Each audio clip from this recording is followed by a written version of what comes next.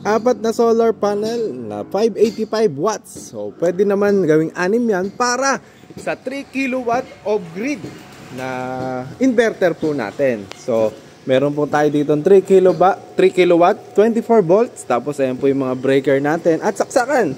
So, nag-testing na kanina tayo nung kwan at nag-charge na po nung baterya. So, kanina ay 26 to, ngayon ay 27 na. Ang bilis mag-charge. Dahil meron po tayong 4 na solar panels. So, tingnan niya natin kung gumagana sa heat gun. Ayan, sinaksak ko na yung heat gun at ipaandar rin na nung breaker. So, maandar kaya? Ayun.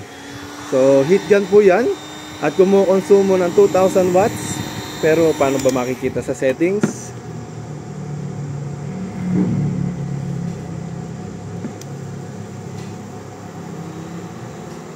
Yun, 24%.